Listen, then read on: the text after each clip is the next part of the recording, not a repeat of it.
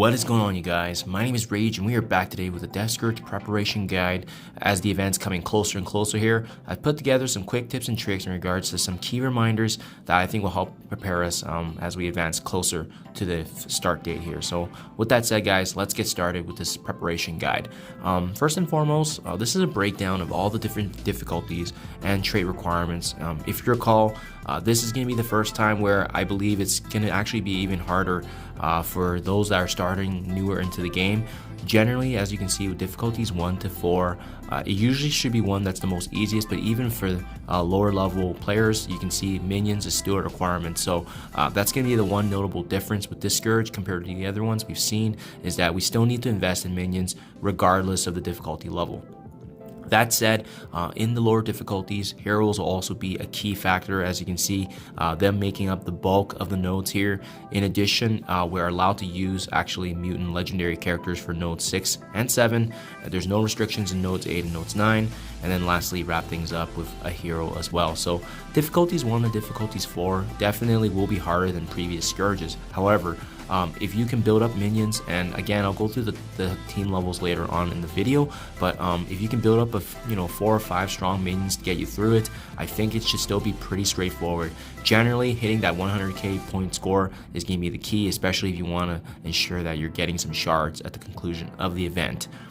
From that point on, difficulty 5 to difficulty 10 is definitely where all the challenge is going to be, because this is going to be one of the most involved Scourges where we need minions. We're going to need either Bionic Avengers or Wakandans, and as well, we're also at a disadvantage starting from difficulty 6, where we're not even allowed to use any legendary characters involved in those mutant teams. So just a lot of different restrictions that we're going to see for the final time of this legendary horseman. But again, it's going to give us a great opportunity to take advantage of some synergies and as well as theory crafting opportunities. That said, what's different about this Scourge as well is with the addition of the minions being provided into the game and required, there's 3 new Scourges that are going to result from this, right? These 3 Scourges are effects that add to the points as well as benefiting a lot of the minions that we have. So I mean, that is the one thing we do have going for us. These 3 specific Scourges, Undead Swarm, Rise Anew, and Super Soldier Serum, they're all going to be able to give a lot of benefit to minions. So that's why I still don't feel like it's going to be too difficult for newer players, especially for those lower difficulties, because we still get a lot of benefits for those minions, especially if you build in the right minions. And guys, in case you're curious, I will link in my minions video in the link in the description below if you guys are interested in team synergies. But the good news is that most of the teams are going to be viable, so that means we do have a pretty good shot at this. It's just more so ensuring that you have the proper gear investment and levels utilized, so that way we can participate. We also have this hidden gem Scourge. If you guys recall in the last Scourge, a new one that was previously added was called the butterfly effect. And what I really like about this Scourge specifically is that when you have a Fortifier ISO 8 character using their ultimate ability, they are going to be able to spread positive buffs to adjacent allies. On top of that, adding a hefty 20 points to your total Scourge. Now, what does this mean? Well, specifically for some characters that may not have a lot of value, or maybe they're just a character that doesn't provide as much benefit having them on a team, by switching them to this ISO 8 Fortifier, it could be a difference maker in some of the more difficult nodes, such as nodes 5 and 10, where we do need Bionic Avengers or Wakandans, and as well nodes 6 and 7 having the non-legendary mutants lacking that synergy. This could be the difference maker in terms of giving the team much needed benefits, such as spreading those positive buffs, such as defense up, offense up, so forth, right? So just a little thing that we may hiss, but that we miss over time by reading it. But I mean, the butterfly effect is one of the best Scourges, especially if you have some Fortifier ISO 8 characters, or even now if you want to see that they can get switched into it. This is a great opportunity to take advantage of that theory crafting aspect and as well bolstering your team.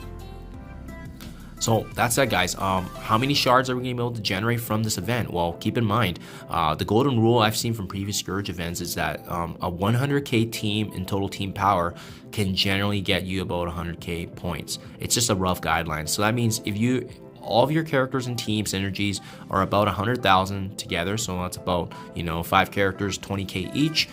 That's going to be a 100k team. That should be able to land you a 100k score. So, use that conversion how you will as you go higher and higher. So a 500k team therefore would be 500k in score.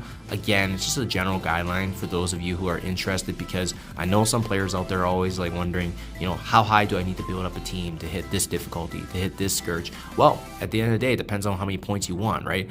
And it's not always accurate, because at some point your characters can only get so high. For instance, you know, the highest team power is generally about 1 million, and I've gotten 1.5, 1.6 million plus in previous scores. So it's just a rough guideline, but as you progress, the scaling does actually increase higher. That said, if you were able to land a 100k score, the reason it's relevant is because that is the minimum requirement to actually land into the leaderboards of the event, which would then grant you 40 shards, bare minimum, of Archangel.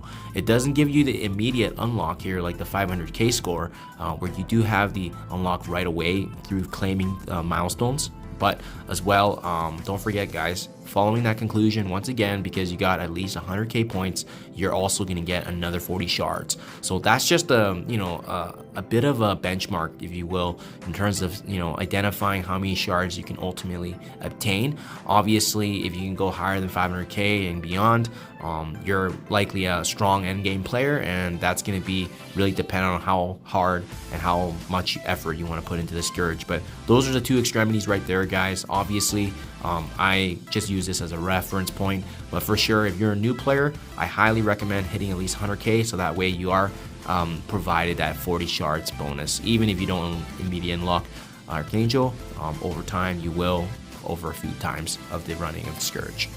And that said, just some final key tips and reminders, guys. This event is going to run multiple times from January to March. So for example, Morgan Le Fay's event has already run 4 times, and there's been opportunity to get shards of her, especially if you recently saw in the new winter store that we have. Also keep in mind too, the first Scourge, anytime it's run, it's usually 10 days long. So unlike the ones that follow, I think generally there are 5 days or 6 days. The first one is always lasting the longest, which means we do have a lot of time to invest and train up characters, even if you're not ready from the get-go. We also do not recommend using any sort of dark promotion credits for the red stars, because the red stars are actually rewarded immediately after the conclusion of the event, once those rankings go out. So just keep that in mind. You want to save those credits because you don't really know how high you're going to be yet, so you don't know which red star level you're going to be obtaining. That said, it makes the most sense to play the waiting game, not use any of the promotion credits, and following the conclusion, you're going to be able to at least get a red star and save those materials in the meantime. And last but not least, guys, really key for this is just making sure you're patient. It's a marathon, not a race.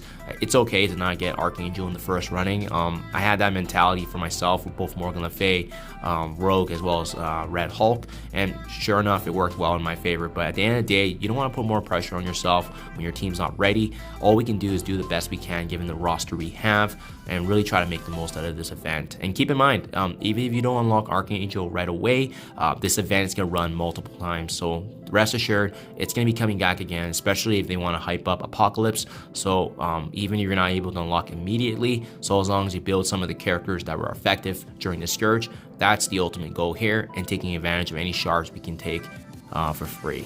So there you guys have it, some quick tips, tricks, and reminders as we prepare here closer and closer to the date. But again, lots to look forward to. You bet I'll have some videos right out on the day of the event. I'll keep you guys posted. Good luck in your guys' preparation. Thank you as always, and I'll catch you guys in the next one.